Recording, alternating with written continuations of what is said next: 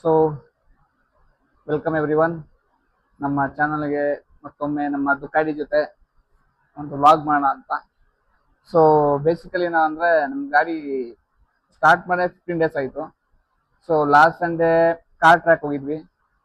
So ಅದು vlog ಮಾಡಿ ಹಾಕಿದ್ದೆ. ಸೊ ಅಷ್ಟೊಂದೇನು ವ್ಲಾಗ್ ಮಾಡಿಲ್ಲ, ಬರೀ ವಿಡಿಯೋ ರೆಕಾರ್ಡ್ ಮಾಡಿ ಲೈಕ್ ಕಾರ್ ಯಾರು ಇಷ್ಟ ಇದ್ದಾರೆ, ಕಾರ್ ಸ್ವಲ್ಪ ಸೂಪರ್ ಕಾರ್ ಲವರ್ಸ್ಗೋಸ್ಕರ ಅಂತ ಒಂದು 7 ಮಿನಿಟ್ಸ್ ವಿಡಿಯೋ ಮಾಡಿ ಹಾಕಿದ್ದಾಯಿತು. ಸೊ ಈ ಸಂಡೆ ರೈಡ್ ಮಾಡೋಣ ಅಂತ ಅನ್ಕೊಂಡಿದ್ವಿ. ನೋಡೋಣ, ಮಳೆ ಬೇರೆ ಬಂದರೆ ಫುಲ್ ಗಲೀಜಾಗ್ಬಿಡುತ್ತೆ. ಇದಕ್ಕೆ ನೋಡಿ, ಇದು ಮಡ್ಗಾಡಿ ಇದೆಯಲ್ಲ, ಫುಲ್ ಕವರ್ ಆಗಿಲ್ಲ.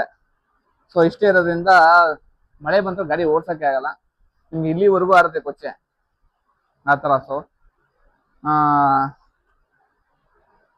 ಸೊ ಇವಾಗ ಸ್ವಲ್ಪ ಜನ DML ಕೇಳಿದ್ರು ನನಗೆ, ಡ್ಯೂಕು 390 RX ತೊಗೊಂಡಿಲ್ಲ, ಇನ್ನೊಂದು 5 BHP ಜಾಸ್ತಿ ಆಗ್ತಿದೆ ನಿಮಗೆ ಅಂತ ಹೇಳಿದ್ರು. ಸೊ 5 BHP ಏನಕ್ಕೆ, ನಮ್ಮ ಹತ್ರ 245 BHP ಇಲ್ಲೇ ಇದೆ. ಸೊ ಅದು ಡ್ಯೂಕ್ ತೊಗೊಂಡಿದ್ರೆ ಸುಮ್ಮನೆ ಒಂದು ಮನೆ ಹತ್ರ ಓಡಾಡೋದಕ್ಕೆ, ಚಿಕ್ಕ ಪುಟ್ಟ ಕಡೆ ಓಡೋದಕ್ಕೆ, ಫನ್ ಆಗಿಲ್ಲ ಟ್ರಾಫಿಕಲ್ಲಿ ಓಡಿಸೋದಕ್ಕೆ ಅಂತ ಅಷ್ಟೇ. ಅದು ಬಿಟ್ಟರೆ ಅದರಿಂದಲೇ ಏನು ಅಷ್ಟು ನಮಗೆ ಪ್ಲಾನ್ಸ್ ಇಲ್ಲ ಟ್ರ್ಯಾಕಲ್ಲಿ, ಚಿಕ್ಕ ಪುಟ್ಟ ಟ್ರ್ಯಾಕಲ್ಲಿ ಅದರಲ್ಲಿ ಓಡಿಸಿ ಪ್ರಾಕ್ಟೀಸ್ ಮಾಡೋಣ ಅಂತ ಡ್ಯೂಕ್ ತೊಗೊಂಡಿದ್ದು. ಮೇನ್ ಪರ್ಪೋಸೇ ಅದೇನೆ. ಇವಾಗ ಒಂದು 2-3 ಟ್ರ್ಯಾಕ್ ಇದೆ ಚಿಕ್ಕದು, ಗೋಕಾ ಟ್ರ್ಯಾಕ್ಸ್ಗಳು. ಸೊ ಅಲ್ಲಿ ಹೋಗ್ಬಿಟ್ಟು ಓಡಿಸೋಣ ಗಾಡಿನ. ಅವಾಗ ಸ್ವಲ್ಪ ಲೇನ್ಗಳೆಲ್ಲ ಕಲ್ತ್ಕೊಂಡ್ರೆ ಈಗ ದೊಡ್ಡ ಗಾಡಿ ಎತ್ಕೊಂಡು ಆಮೇಲೆ ಓಡಿಸೋಣ ದೊಡ್ಡ ಟ್ರ್ಯಾಕಲ್ಲಿ ಇಂದ. ಇಲ್ಲಾಂದ್ರೆ ಒಂಥರ ನಾವು ಅದು ಏಪೆಕ್ಸ್ ಲೇನ್ ಗೊತ್ತಿಲ್ಲ ಅಂದ್ರೆ ನಿಮಗೆ ಗಾಡಿಯಲ್ಲಿ ಒಂಥರ ಚಿಕ್ಕ ಹತ್ರ ಓಡಿಸ್ಬಿಡ್ತೀವಿ.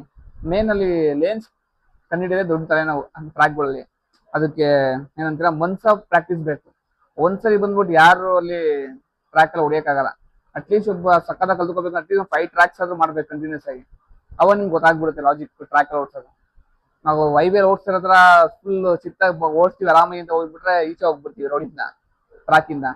ಸೊ ಅದಕ್ಕೋಸ್ಕರ ಡ್ಯೂಕ್ ತೊಗೊಂಡು ಫುಲ್ ಪ್ರಾಕ್ಟೀಸ್ ಮಾಡೋಣ, ಆಮೇಲೆ V4 ತಗೊಳ್ಳೋಣ ಅಂತ. ಆಮೇಲೆ ಇನ್ನೊಂದು ಏನಾದ್ರೆ V4 ಇವಾಗ ನಮ್ಮ S1K ಆಗಿರಲಿ, ಬೇರೆ ಬೈಕ್ ತರ ಈಸಿ ಟು ಹ್ಯಾಂಡಲ್ ಬೈಕ್ ಅಲ್ಲ ಇದು, ಸ್ವಲ್ಪ ಇವಿ ಅಗ್ರೆಸಿವ್ ಪೊಸಿಷನ್ ಇರುತ್ತೆ ನಿಮ್ಗೆ. ಸೊ ಈ ಗಾಡಿ ಓಡಿಸ್ಬೇಕು ಅಂದ್ರೆ ಸ್ವಲ್ಪ ನಾವು ಕ್ಲೀನಾಗಿ ಎಲ್ಲ ಕಲ್ತ್ಕೊಂಡೆ ಟ್ರ್ಯಾಕ್ ಹೋಗ್ಬೇಕು. ಹ್ಯಾಂಡ್ಲಿಂಗ್ ಎಲ್ಲ ಈಸಿ, ವೆಯ್ಟ್ಲೆಸ್, ಬಟ್ ಅದು ರೈಡಿಂಗ್ ಪೋಸ್ಟರ್ ಇದೆಯಲ್ಲ, ಅದು ಆಲ್ಮೋಸ್ಟ್ ಇಷ್ಟು ಬಗ್ಬೇಕು. ಅದು ಗಾಡಿ ಹಿಂಗ್ ಕುತ್ಕೊಂಡು ನಾವು ಓಡಿಸ್ಬೇಕು ಗಾಡಿನ.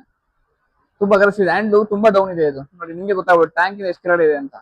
S1K ಒಳಗೆ ಅಟ್ಲೀಸ್ಟ್ 8 ಬರುತ್ತೆ, ಇದು ಕ್ಲಿಕ್ ಬಾರೇ ಫುಲ್ ಡೌನ್ ಇದೆ.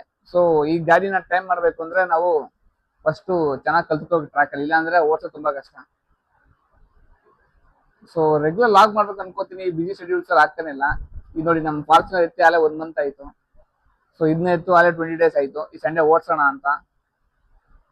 ಸೊ ಒಂದು ಲಾಗ್ ಮಾಡಿ ನೆಕ್ಸ್ಟ್ ನಮ್ದು ಕಸಿನ್ದು ಗಾಡಿಲೇ ರೆಸಿನೆಟ್ ತೋರಿಸ್ತೀನಿ ನಿಮಗೆ. ನಾವಿಬ್ರು ನಾಳೆ ವಾಶ್ ಮಾಡಿ ರೈಡ್ ಹೋಗೋಣ ಸಂಡೇ ಅಂತ. ಸೊ ಇವಾಗ ರೈಡ್ಗೆ ಹೋಗಿನ ಹಿಂದಿನ ದಿನ ನಾವೇನು ಪ್ರಿಪ್ರೇಷನ್ ಮಾಡ್ತೀವಿ, ಗಾಡಿ ವಾಶ್ ಮಾಡ್ಕೊಂಡು ಹೆಂಗೆ ಗಾಡಿ ರೆಡಿ ಮಾಡ್ಕೊತೀವಿ ಅಂತ ಒಂದು ಲಾಗ್ ಮಾಡೋಣ ನಾಳೆ. ಸೊ ಇದು ಸುಮ್ಮನೆ ಒಂದು ನಿಮಗೆ ಇಂಟ್ರಡಕ್ಷನ್ ಥರ ಲಾಗ್ ಅಷ್ಟೇ ನಮಗೆ. ಇದು ನಮ್ಮ V4 ಬಗ್ಗೆ, ನಮ್ಮ ಡ್ಯೂಕ್ ಬಗ್ಗೆ ಹೇಳೋದಕ್ಕೆ. ಯಾಕೆಂದ್ರೆ DMs ಅದೇ ಹೇಳ್ತಾರೆ, ಬ್ರೋ ವೆಯ್ಟ್ ಮಾಡ್ಬೇಕಾಯ್ತು ಬ್ರೋ, ಡ್ಯೂಕ್ ಯಾಕೆ 350 ತಗೊಂಡಿದ್ದೀರಾ, ಇನ್ನು 4-5 BHP ಜಾಸ್ತಿ ಆಗ್ತಿತ್ತು ನಿಮಗೆ ಅಂತ. ಅದೇ ಇವಾಗ ಅದೊಂದೇ ಬೈಕ್ ಇದ್ರೆ ನಾನು ವೆಯ್ಟ್ ಮಾಡಿ ಇನ್ನೊಂದು 5-6 BHP ಜಾಸ್ತಿ ಆಗ್ಬೇಕು ಅಂತ ತಗೊಂಡಿದ್ದೆ. ಸೊ ನಾನು ಡ್ಯೂಕ್ ಎತ್ಕೊಂಡ್ರೆ ಮನೆ ತಗೊಳ್ಳೋದಕ್ಕೆ. ಸೊ ನನಗೇನದು BHP ಮ್ಯಾಟ್ರ್ ಆಗಲ್ಲ, ಫನ್ಗೋಸ್ಕರ ಗಾಡಿ ತಗೊಂಡ್ರೆ ಅಷ್ಟೇ ಅದನ್ನ. ಸೊ ಇದೇ ನೋಡಿ ನಮ್ಮ ಡ್ಯೂಕ್ 350 CC ಇರೋ 350, ಬಟ್ ಮಾಡಲ್ ಬಂದು 390. ಸೊ ನನಗೆ ಗಾಡಿ ಇಷ್ಟ ಆಯ್ತು, ಓಡಿಸೋದಕ್ಕೆಲ್ಲ ಚೆನ್ನಾಗಿದೆ ಇದು. ನನಗೇನು CC ಎಲ್ಲ ತಲೆ ಕೆಡಿಸ್ಕೊಂಡಿಲ್ಲ.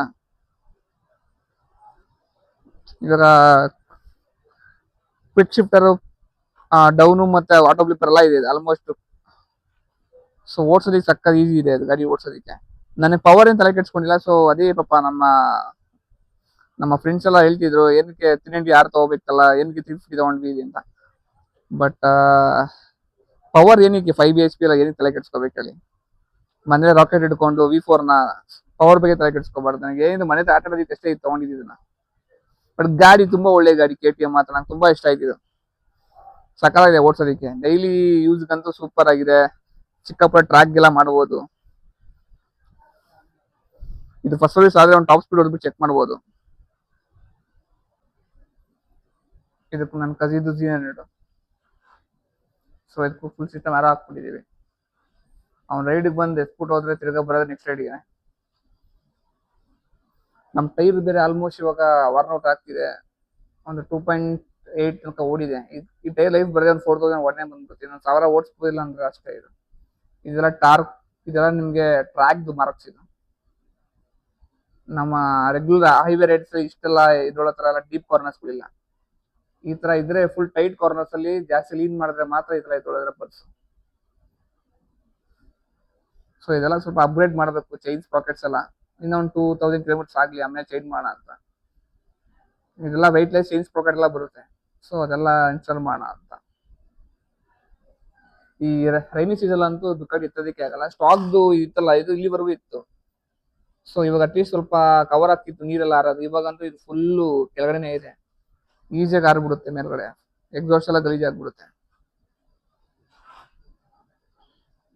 ಸೊ ಇನ್ನು ಇದಕ್ಕೆ ಬೇಜಾನ್ ಸೆಟಪ್ ಮಾಡಿಸ್ಬೇಕು.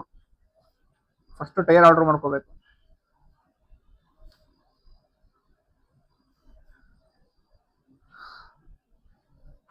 ಹೊಸ V4 ಆಕ್ಚುಲಿ ಹಳೆ V4 ತುಂಬಾ ಜನ ಕಂಪೇರ್ ಮಾಡ್ತಾರೆ, ಬಟ್ ನನ್ ಕಂಪೇರ್ ಟು ಓಲ್ಡರ್ ವರ್ಷನ್ ಹೊಸದೇ ಇಷ್ಟ ಆಯ್ತು. ಸೊ ಓಲ್ಡರ್ ವರ್ಷನ್ ಇಷ್ಟ ಆಗಿದ್ರೆ ನಾನು S1 ಕೇಬಲ್ ಅದೇ ತಗೋಬಿಟ್ಟಿದ್ದೆ. ಇದೊಂಥರ ಅದಕ್ಕಿಂತ ವೆಯ್ಟ್ಲೆಸ್ ಜಾಸ್ತಿ, ಒಂಥರ ಗಾಡಿ ಈಸಿ ಟು ಹ್ಯಾಂಡಲ್ ಇದು. ಸ್ವಲ್ಪ ಟ್ರ್ಯಾಕ್ ಎಲ್ಲ ಸಕ್ಕದ ಹೊಡಿಬೋದು. ಸೊ ನಾಳೆ ರೈಡ್ ಪ್ರಿಪರೇಷನ್ ವ್ಲಾಗ್ ಒಂದು ಮಾಡಬೇಕು.